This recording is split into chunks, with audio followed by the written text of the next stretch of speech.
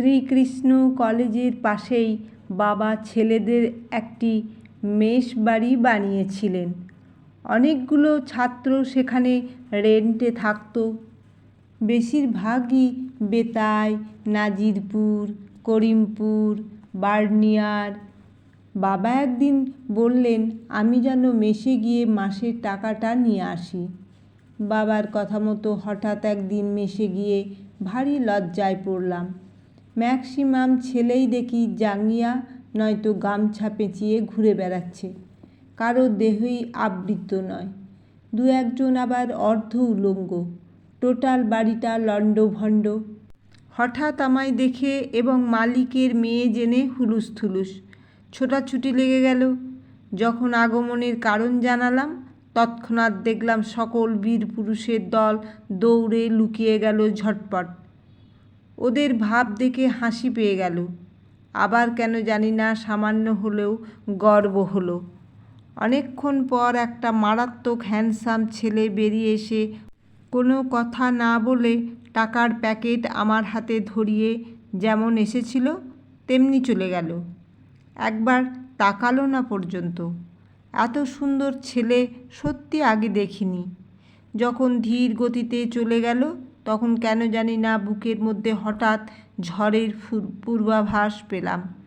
বাইরে বেরিয়ে বুকে হাত দিয়ে দেখলাম হৃৎপিণ্ড উল্টো দিক লাফাচ্ছে।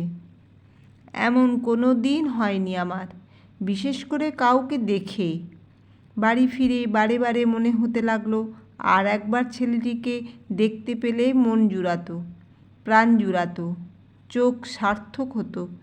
এরপর থেকেই মেজাজ কেমন বিগড়ে গেল, হৃদয় চঞ্চল হলো। পরের মাসে ইচ্ছে করে আবার গেলাম।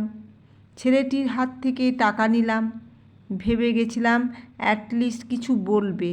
ও যদি না বলে আমি কিছু জিজ্ঞেস করব। কিন্তু ওই ভাবা পর্যন্তই। ছেলেটি পূর্ববৎ এলো, টাকা দিয়ে ফিরে গেল। যেন বোবা, স্থবির, পাথরের মূর্তি। কেন জানি না লজ্জায় আমিও কিছু বলতে পারলাম না। মাথা নিচু করে মন মারা হয়ে বেরিয়ে এলাম। এবার বাড়ি ফিরে অপমানে চোখে জল এসে গেল। দু এক ফোঁটা গাল বেয়ে নামলো। সদ্য 11 পড়া সুন্দরী একটি মেয়েকে এত অবহেলা কেউ করতে পারে ভাবতে পারিনি। কেন জানি না এরপর একা একাই অভিমান হতে লাগলো, রাগ হতে লাগলো, ওকে মারতে ইচ্ছে হলো। পরের মাসে আবার গেলাম। এবার গেলাম সন্ধ্যের পর সেজে গুজে। আবার ছেলেটি টাকা নিয়ে এলো, কিন্তু এবার অবাক করে দিয়ে চোখে মুখে আতঙ্ক ফুটিয়ে হ্যান্ডসাম বলল, একা একা বাড়ি ফিরিস না, একটু দাঁড়া, আমি দিয়ে আসবো। রাস্তায় দুই দলে মারপিট লেগেছে। আনন্দে যেন ফেটে যেতে ইচ্ছে করলো। এই তো চাঁদু পথে এসেছে। এত সুন্দরী মেয়ের সঙ্গে কথা না বলে থাকবে এমন বান্দা তুমি নও। তুমি বাপু শেয়ানা ঘুঘু, বুঝেছি, কিন্তু তুই তো কারি করলো কেন? আমি কি ছোট, ফিডিং বোতল খায়? ভারী আশ্চর্য তো। কিন্তু ভয়ও হতে লাগলো। অন্ধকারে পথে ঘাটে যদি জাপটে ধরে, অন্য কিছু করে, যা করে করুক, একসঙ্গে এতটা পথ যাব এটা ভেবেই আনন্দ হচ্ছে। যদি হাত ধরে ধরুক, যদি প্রেম নিবেদন করে করুক। কিন্তু কি আশ্চর্য কাণ্ড! অন্ধকার অলিগলি দিয়ে এতটা পথ এলো, অথচ একটিও কথা বলল না, হাত ধরল না, একবার ডাকলো না, পিছে আছি কি না চেয়ে দেখল না। ভেবেছিলাম পকেটে ফুলটুল কিছু আছে, পছন্দের গোপন জায়গায় দাঁড়িয়ে দেবে, দিল না। একবার ফিরে হাসলো না, গুনগুন করে দুকলি গাইল না। বেরসিক, স্রেফ দায়িত্ব পালন করতে এসেছে। হাঁদা একটা, বোকা, গান্ডুরাম। আমাদের বাড়ির সামনে এসে শুধু বললেন, যা। এক্ষুনি বাড়ি যেতে ইচ্ছে করছিল না। ইচ্ছে করছিল দাঁড়িয়ে দাঁড়িয়ে ওর সঙ্গে গল্প করতে, ইচ্ছে করছিল হাত ধরতে, ইচ্ছে করছিল আবার অনেকটা পথ হাঁটতে, অন্ধকারে নির্জনে। দৌড়ে দোতলার ব্যালকনিতে গিয়ে তাকালাম নিচে। ভেবেছিলাম হয়তো দাঁড়িয়ে আছে। তখনও আনমনে, কিন্তু না, নেই। পরের মাসে আবার গেলাম, গিয়ে দাঁড়াতেই অন্য একটি ছেলে টাকার প্যাকেট নিয়ে এলো। দেখে ভারী অবাক হলাম। হ্যান্ডসাম কোথায়? ওর জন্যই তো আসা। সে কোথায়? এই ছেলেটিও টাকা দিয়ে ফিরে যাচ্ছিল, কোনো কথা না বলে, মাথা নিচু করে নীরবে। ছেলেটিকে ডেকে সামান্য ধমকের সুরে বললাম, গত মাসে যে টাকা দিয়েছিল সে কোথায়? ভাবটা এমন যেন কিছু একটা গণ্ডগোল আছে হিসেবে। ছেলেটি যেন সাহস পেল, ফিরে দাঁড়িয়ে হেসে বলল, কে?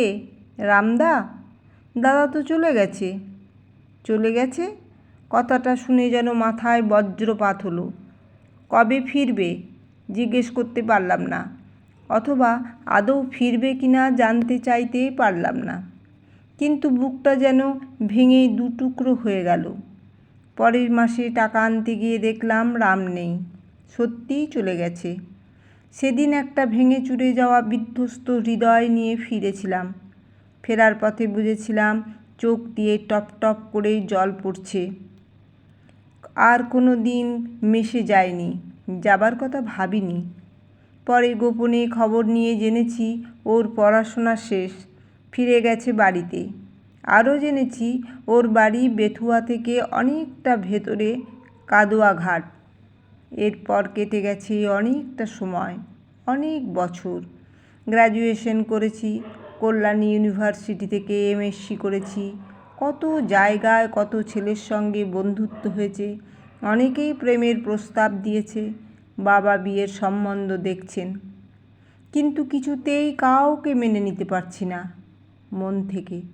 কেন জানি না, শুধু রামের কথাই মনে পড়ে। ওকে একেবারে হৃদয়ের গভীর থেকে মনের অজান্তে কখন যেন ভালোবেসে ফেলেছি। আজ এক আশ্চর্য ঘটনা ঘটল। কাদুয়াঘাট বেতুয়া থেকেই সেই ছেলেটি আমায় দেখতে এসেছিল, সেই রাম। পছন্দও করে গেছে, বাবা মায়েরও খুব পছন্দ। রাম এখন WBCS অফিসার, বর্ধমানে পোস্টিং। রামকে দেখেই চমকে উঠেছিলাম। ভাবিনি কোনো দিন সরাসরি বিয়ের প্রস্তাব নিয়ে বাড়িতে আসবে। এত আনন্দ হচ্ছিল, মনে হচ্ছিল দৌড়ে গিয়েই জড়িয়ে ধরি। কিন্তু বাবা যখন ছেলেটির নাম জিজ্ঞেস করলেন, তখন সে তার নাম বলল প্রণব। আর এমন ভাব করলো যেন আমাকে আগে দেখেনি, কথাও বলেনি। কিন্তু আমি নিশ্চিত এই সেই রাম, না চেনার ভান করে দাম নিচ্ছে। একদিন সন্ধ্যায় খেতে খেতে মাকে বললাম, এই ছেলেই আমার পছন্দ, তোমরা এখানেই বিয়ে ঠিক করো। শুভ দিন দেখে ফাল্গুনের শেষে বিয়েও হয়ে গেল। বাসর রাতে আনন্দে গদগদ হয়ে কপট অভিমান দেখিয়ে বরকে বললাম, দেখতে গিয়ে আমায় চিনতে পারোনি কেন? নাকি খুব দাম নিচ্ছিলে? তোমাকে আমি কত খুঁজেছি জানো? সব জানি। তাহলে দেখতে গিয়ে না চেনার ভান করেছিলে কেন? বর মশাইটি এই কথার কোনো উত্তর না দিয়ে হঠাৎ হাতে সেলাই একটি রুমাল আমার হাতে দিয়ে বলল, দেখো তো এটি তোমার কি না? রুমালটি দেখে আশ্চর্য হয়ে গেলাম। এ তো আমার রুমাল। মা সুই সুতো দিয়ে ফুল তুলে দিয়েছিল মাঝে। এটা তো আমারই। যেদিন রাতে রাম আমায় এগিয়ে দিতে আসে, সেদিন ইচ্ছে করে ফেলে দিয়েছিলাম পথে, যেন কুড়িয়ে পেয়ে আমায় দেয়, কথা বলে। যা ভেবেছিলাম ঠিক তাই, কুড়িয়ে রেখেছে নিজের কাছে। চোখে মুখে বিস্ময়ের ভাব ফুটিয়ে বললাম, এই রুমাল তুমি পেলে কোথায়? এ তো আমার রুমাল। এরপর বরমশাই যা বলল তা শুনেই মাথা ঝিমঝিম করতে লাগলো। মনে হলো এক্ষুনি জ্ঞান হারিয়ে ফেলবো। বলল, রুমাল আমি পাইনি, পেয়েছিল আমার দাদা রাম, আমার যমজ দাদা। আমরা একেবারে একরকম দেখতে ছিলাম। একটা অ্যাক্সিডেন্টে বহরমপুর নার্সিংহোমে শুয়ে এই রুমাল আমার হাতে দিয়ে দাদা বলেছিল, মেয়েটিকে তুই বিয়ে করিস ভাই, ও আমায় খুব ভালোবাসে। তুই একদম আমার মতো দেখতে, একই রক্ত আমার আর তোর শরীরে। তোর মধ্যে দিয়ে আমাকেই ও পাবে, আমার ছায়া তোর মধ্যে আছে। তোর চোখ দিয়ে ওকে আকাশ থেকে দেখব। তুই ওকে বিয়ে করিস, তুই ওকে বিয়ে করিস। বলতে বলতে হঠাৎই কেঁদে ফেলল প্রণব। বিস্ময়ে বাকরুদ্ধ আমি। এ কি সত্যি না স্বপ্ন? এ তাহলে সত্যিই রাম নয়, আমার ভালোবাসার রাম নয়? হঠাৎ কেন জানি না হৃদয় মন আমার বিদ্রোহ করে উঠল। চিৎকার করে বললাম, আমি রামকে ভালোবাসি, অন্য কাউকে নয়।